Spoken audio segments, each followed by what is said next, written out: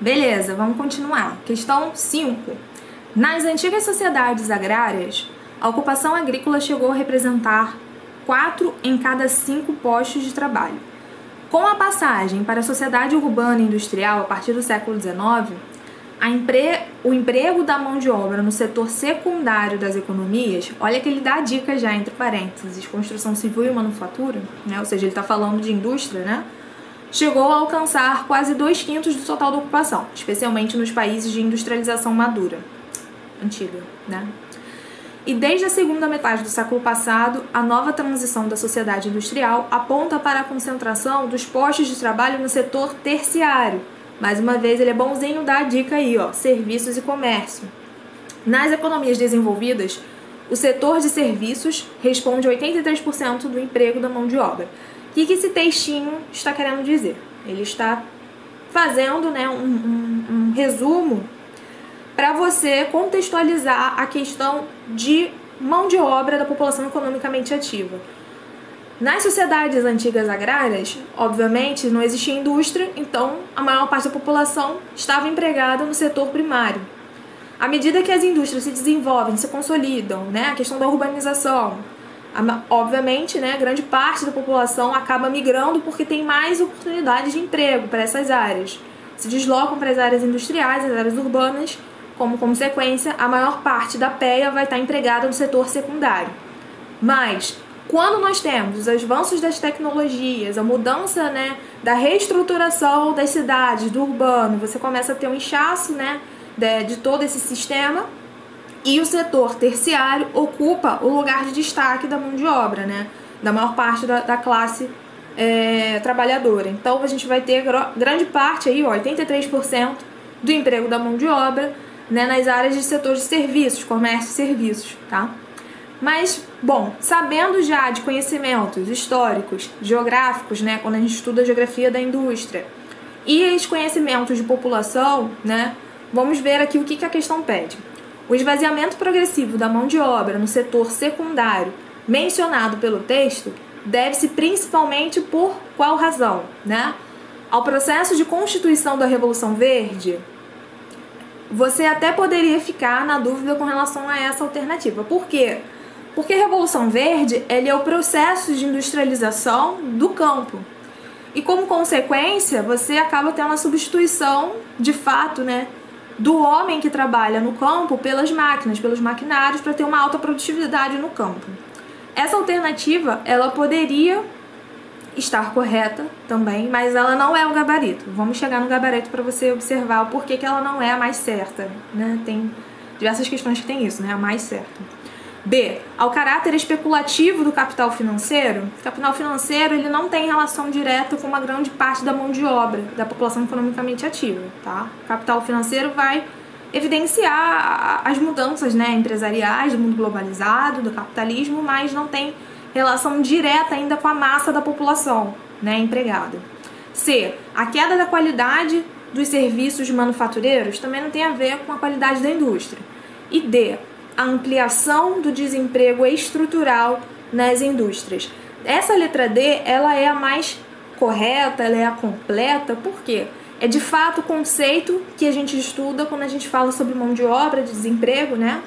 Que é o desemprego estrutural, tá? Deixa eu voltar aqui para você lembrar, ó. Na nossa aula teórica... Eita, travou. Foi. Na nossa aula teórica, né, a gente viu o que era, né, os tipos de desemprego, quais eram os tipos de desemprego.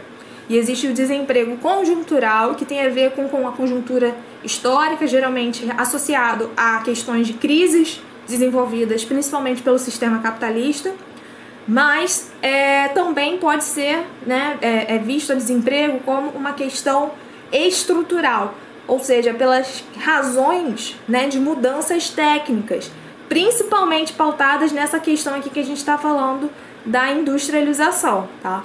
Então, aquele exemplo ali da charge que a gente viu, lançamentos, né? Quando você começa a ter a implementação de indústrias, de fábricas, né, de carros mais automatizados, né? Enfim, toda uma mudança, né, no modelo flexível, do modelo pós-fordista, né, no modelo toyotista, que vai ser delimitado pela terceira revolução industrial, você vai ter essa mudança, né, massiva, né, da mão de obra, né, humana sendo substituída pelos maquinários. Isso fica denominado como desemprego estrutural. E por que a A não seria correta? Por essa mesma questão. Esse movimento de desemprego estrutural também abarca a questão da Revolução Verde, né? Se eu falo só da Revolução Verde, eu estou falando só desses operários que trabalhavam no campo e foram para as cidades. Quando eu digo desemprego estrutural nas indústrias, eu estou falando de uma forma geral, generalizada. Eu coloco também aqui em xeque a população, né, os operários das cidades, né, que é a massa, né, de certa forma, que vai ser substituída, beleza? Letra E, a retração das leis trabalhistas nas fábricas não tem relação direta com essa grande quantidade de pessoas saindo do setor secundário e indo para o setor terciário. Vem aqui comigo, olha só esse quadrinho, para te ajudar a reforçar alguns conceitos, né, já vistos. A transição da concentração da população economicamente ativa do setor secundário para o terciário deve-se principalmente à substituição de parte dos empregados por maquinários mais eficientes, estimulando o chamado desemprego estrutural. Com isso, a consequência foi o processo de terciarização do setor terciário. Cuidado! Terciarização é diferente de terceirização. Terceirizar um trabalhador ou um serviço, né, implica em contratar temporariamente um empregador, né, um empregado, uma mão de obra específica para fazer determinado serviço. Você faz aquele pagamento e você não tem nenhum contrato, né, de vínculo de um grande tempo de contrato com esse trabalhador. Por exemplo, eu vou inaugurar uma loja, tá? Uma loja de rua. Eu quero contratar uma diarista para fazer uma faxina grandona porque teve uma obra aqui nessa loja e eu preciso limpar essa loja. Mas eu não quero que ela seja minha funcionária fixa dessa loja, tá? Eu quero que ela vá lá só naquele dia e faça aquele serviço de limpeza. Isso, por exemplo, é um processo de terceirização, são pessoas terceirizadas, né?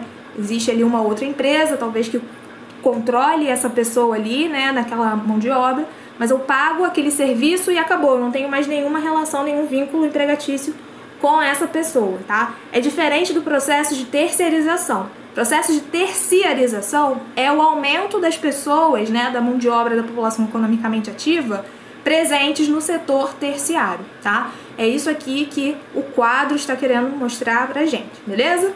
Então vamos para mais uma questão no próximo vídeo.